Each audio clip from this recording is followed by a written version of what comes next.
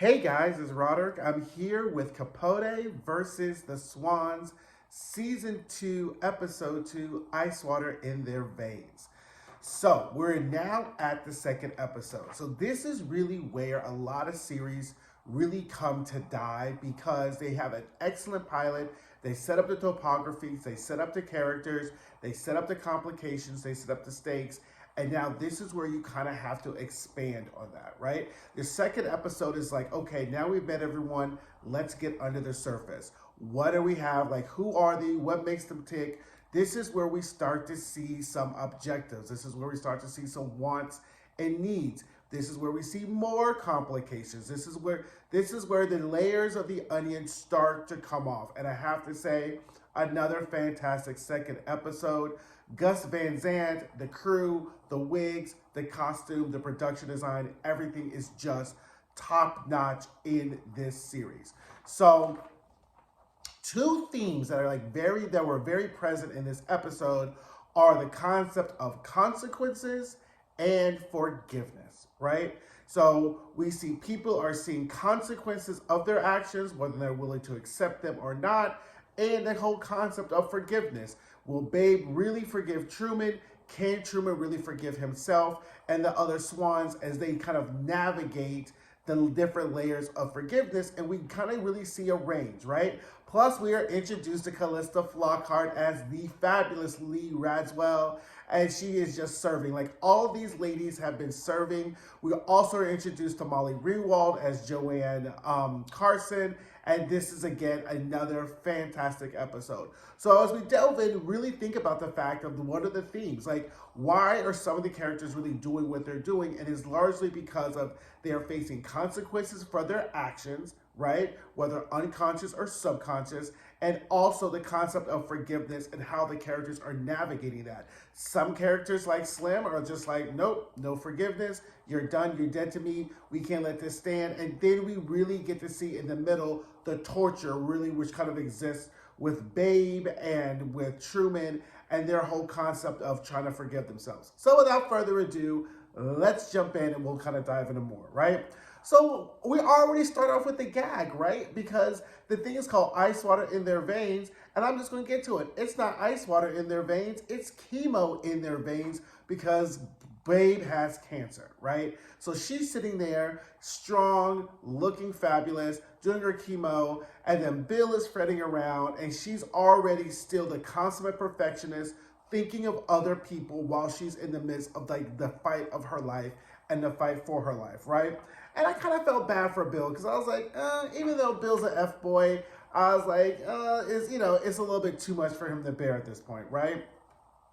Then we get the Swans attempt. So at first I was like, we see a funeral, and I was like, oh my God, did Babe just die already? Oh no, child, it's Ann Woodward from last episode, right?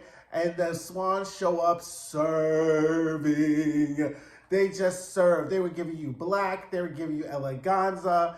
It was fabulous. We see Callista Flockhart down comes in as Lee, and we are just like, oh my God. So the gagging scene with them mobbed with the photographers, the excellent. I mean, it was definitely like giving you like the imitation of life kind of funeral set up, and then we get this like heartbreaking eulogy by Jimmy, who is Ann Woodward's son, and he is crying, he is distraught, and he is angry at Truman because he really blames Truman for his mother's death. Mind you, CZ, who is becoming like one of my favorite characters, is like, did anyone vet this? Because I was like something I would say, right? Like, I'd be like, oh girl. I was like, obviously it's a funeral. Obviously people are in distress and grief-stricken. But it's like, girl, did anybody vet this? Did anybody like really like, girl, like we can't be out here just exposing our slip and our teas or whatever like that, right?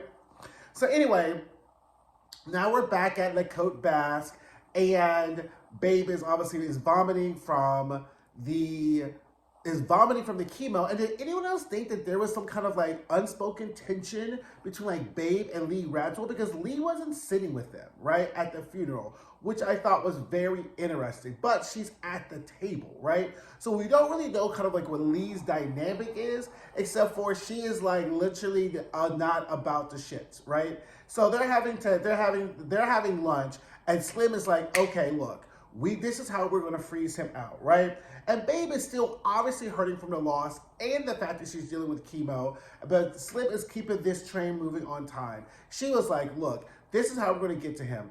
If you're going out, you go out with a lesser grade of a homosexual, because that's going to obviously hit Truman's like ego with like, how could they be with them and take them to everything, and therefore he won't get the invites. And if he calls, don't answer the phone. If he sends letters or flowers, send them back. And we get the shot of like Babe like saying like scrawling like return to sender on the flowers or whatever like that. And CZ is kind of taking the practical middle approach, right? She's like, come on, girls, like, do we really have to do this? This seems cruel. This seems deliberate. And Slim is like, no. Because if we let Truman Capote get away with this, then all these other regular bitches up in New York City can think that they can play in our faces like this, and that's not happening, right? And Babe, who is now dealing with her own mortality, is like, girls, like, there's really more important things to really be thinking about, right? But at this point, I don't think the girls know that he has cancer, but she's just like, I'm so exhausted.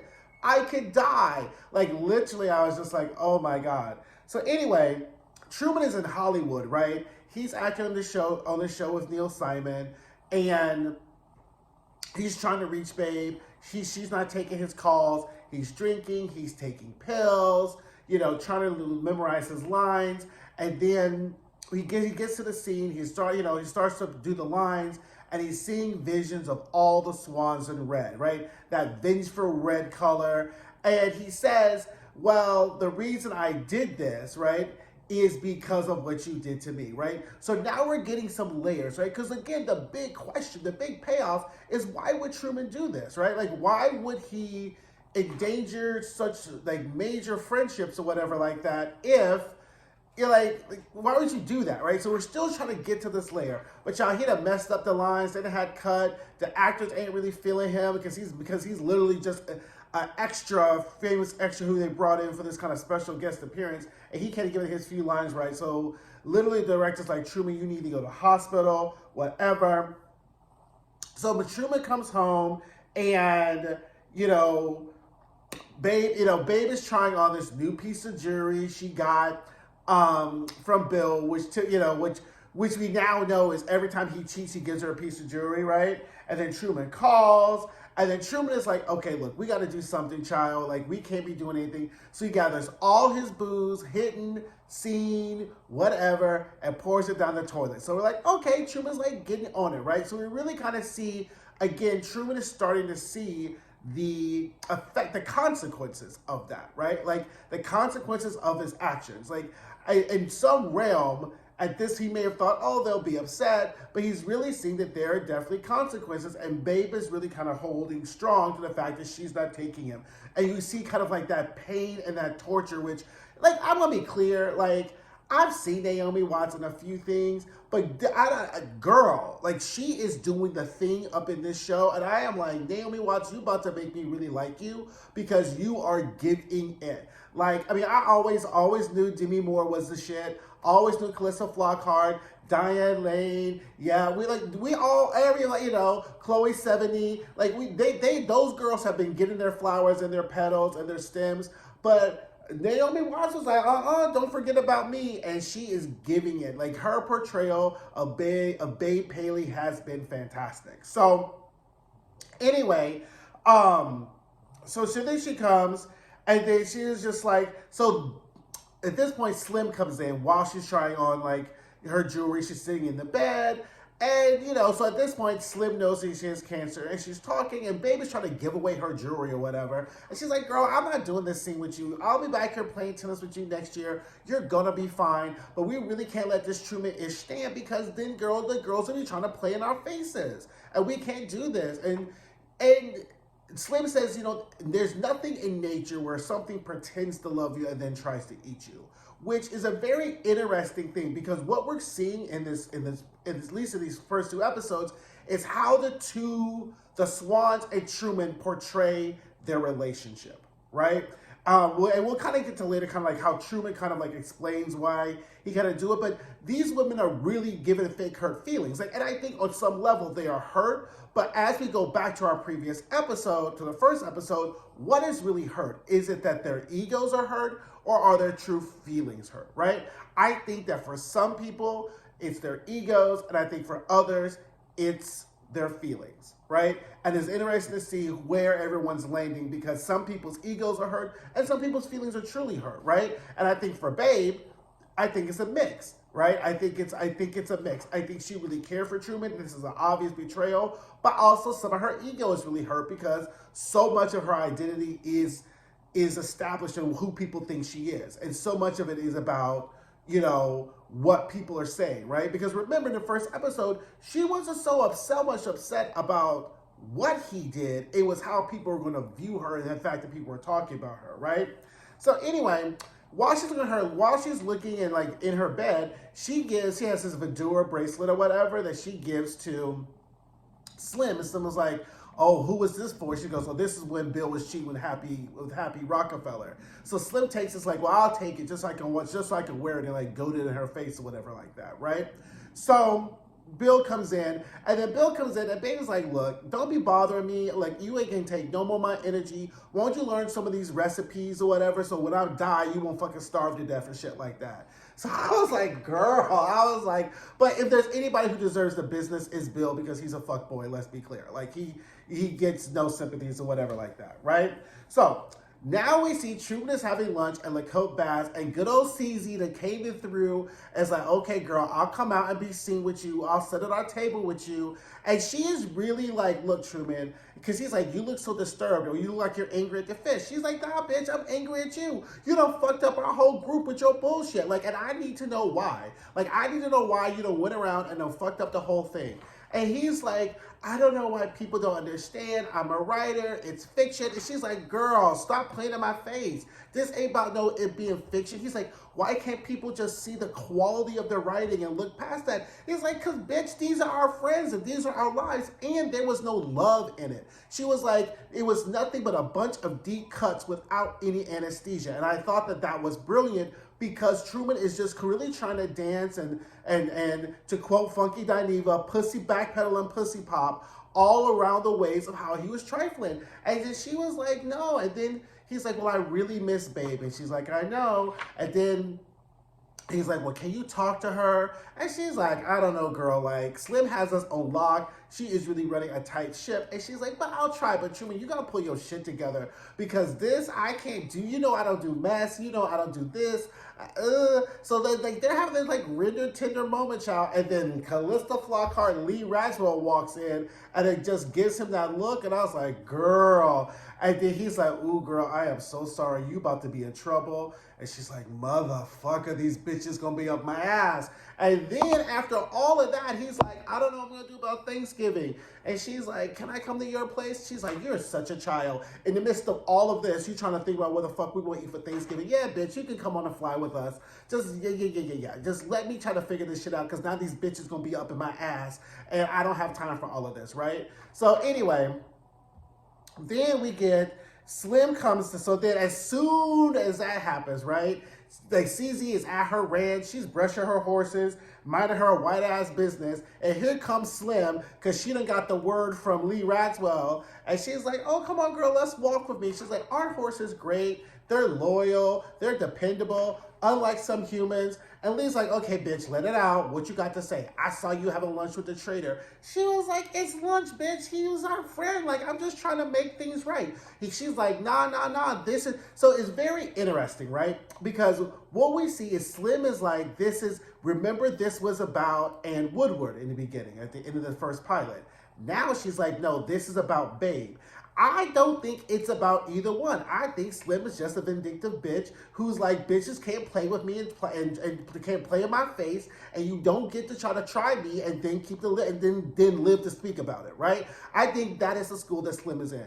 You don't get to try me and then still mope around and sashay around like without any consequences, right? So remember, we're talking about consequences, and Lee has really set herself up as jury, judge, and executioner of this Upper East Side society that they will be consequences if you fuck around with me, right? She is really the progenitor of the fuck around and find out, concept, right? And she was like, okay. So then what she does is she takes the necklace, the bracelet that Babe gave her. It was like, oh, Babe wants you to have this. She's too sick to come up, to really manipulate CZ into disinviting Truman from Thanksgiving. And I was like, oh, girl, she is serious about this. Like, Truman should have done his calculus a lot better when thinking about which girls to cross, because CZ is really not that chick to be crossing, right? So then CZ's like, okay, fine, whatever, right? So then Truman is in his house cooking, burning up food, whatever, smoking. And then CZ called. He's like, oh, I'm making my sugared almonds. It'll be great. I'm thinking about your turkey. Bop, bop, boop. And she's like, I'm feeling sick. I don't think I'll be able to make it this year. Bop, bop, bop. And then really the subtext is, because obviously she's not sick. She ain't canceling no Thanksgiving Day plans. But she has summarily disinvited Truman. And Truman is now seeing the first super stings of the consequence of his actions, because Thanksgiving is really one of his favorite holidays, right?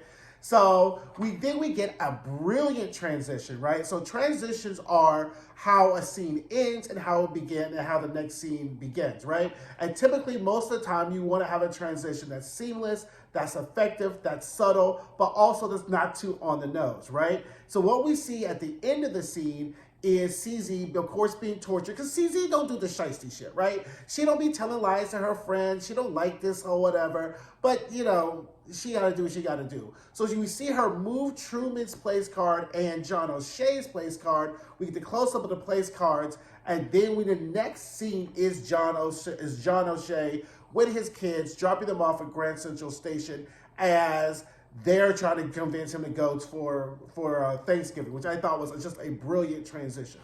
So now we're seeing John O'Shea, and his kids like, come on, let's have Thanksgiving. But he doesn't want to spend Thanksgiving. He's kind of reticent. Why? Because he done left his whole ass family to fool-la-la with Truman, and now he has to face the consequences of his actions that he done broke up his happy home or whatever, right? So anyway, he's like all torn, but he go back to drinking and whatever. And then Truman is in his house, minding his business, watching TV, and here comes Bathhouse Trade John O'Shea. And I'm like, Truman, you done gave this motherfucker keys to your house? Like, this is what we doing now? Like, we done went from Bathhouse Trade.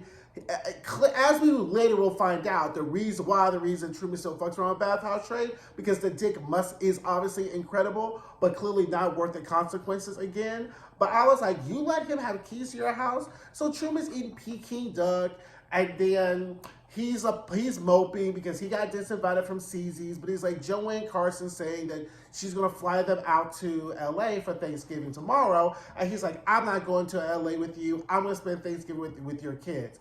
And so then Truman goes because he's already in his feelings, he's already in his bag, he's already in his bottle, and Truman Capote's mouth is lethal. And as a person who has a very lethal mouth, I have come to recognize if I am in my feelings, if I am in my cup, my mouth is zipped, right?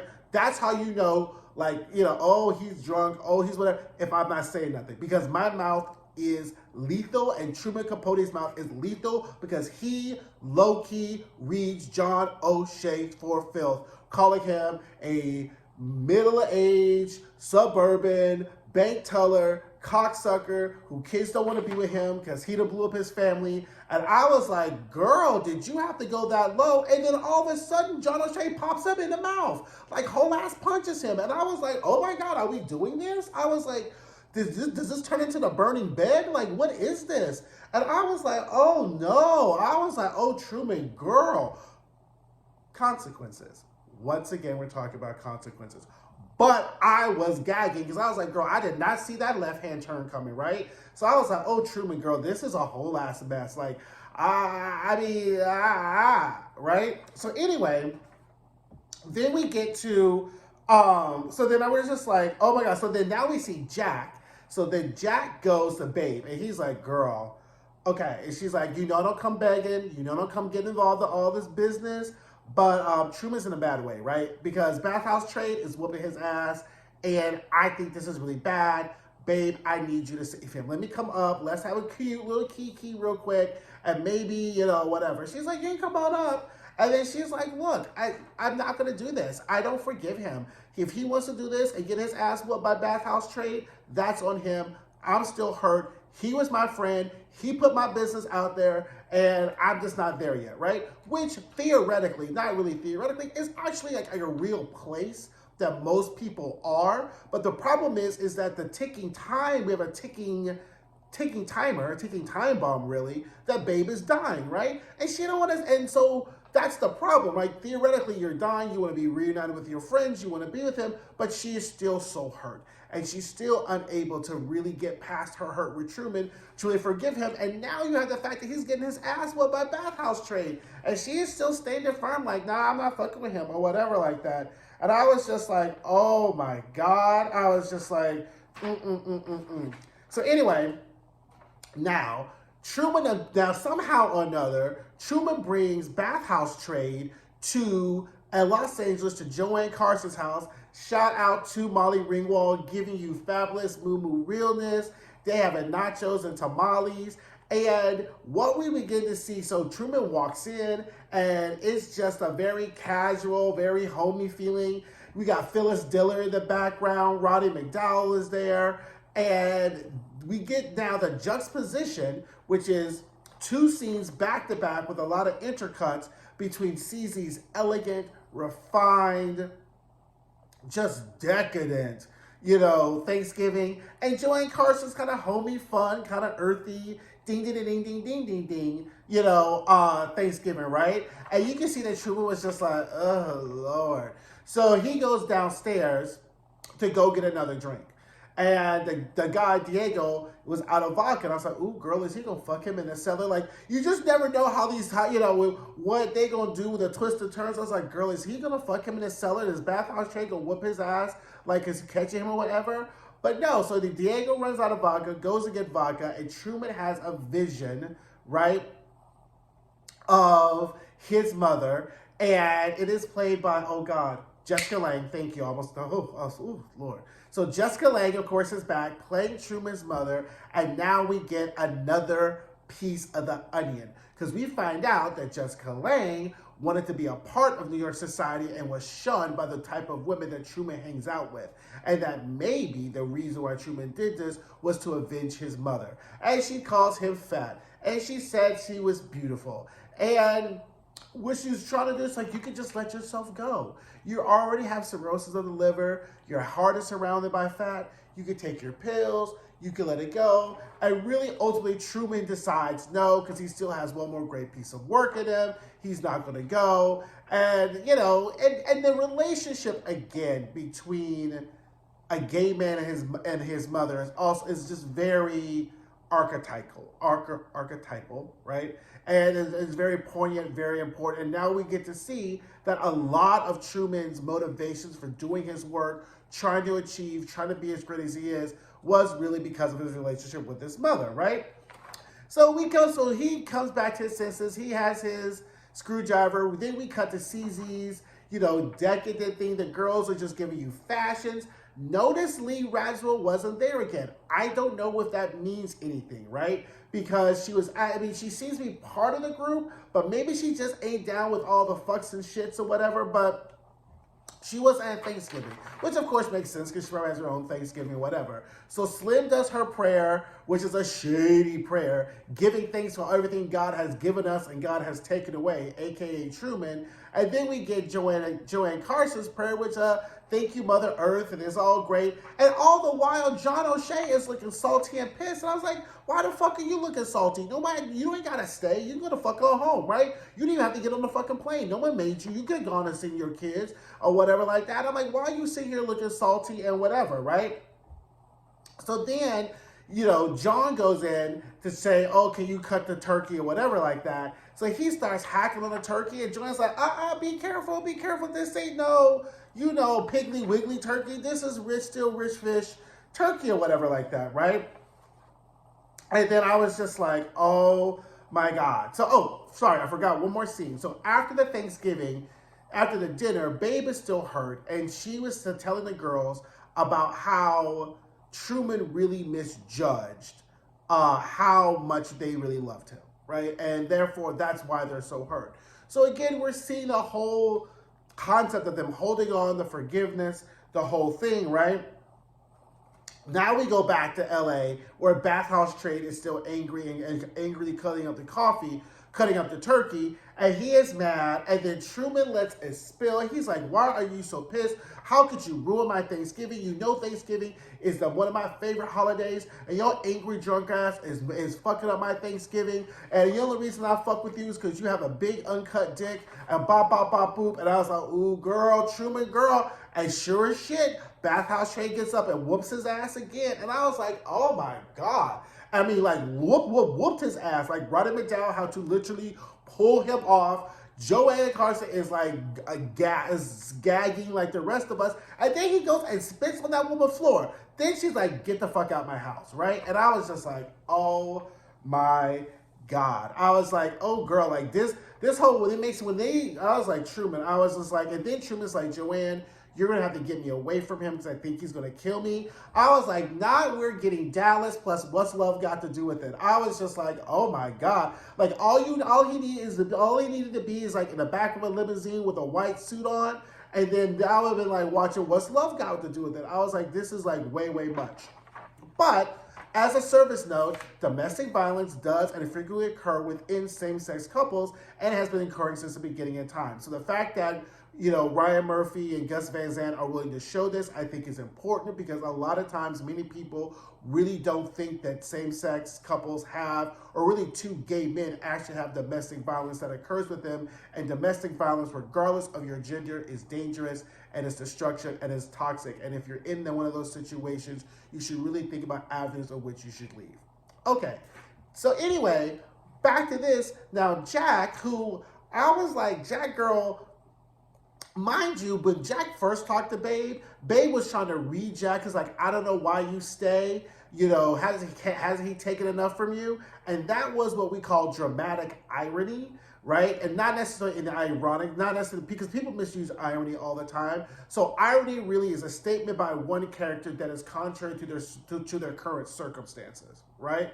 So the fact is that Babe is lecturing Jack on why he should leave Truman because Truman is being horrible to him, while Babe all the while has stayed with a husband who has been horrible to her. So I left that point out, but we did not want to leave out that very poignant use of dramatic irony because of all people telling people to leave, bitch, that should not be coming out of your mouth, Babe. Love you. You still get tens across the board, but you can't be on the I think you should be leaving committee, right? So anyway, Jack calls her, tells her that Truman got to LA, got his ass whooped to LA, came back from LA with Bathhouse Trade. Bathhouse Trade whooped his ass again and almost killed him. And she's like, I'm sorry. There's nothing I can do, right? And now at this point, even Bill is like, girl, can't you go and like see him?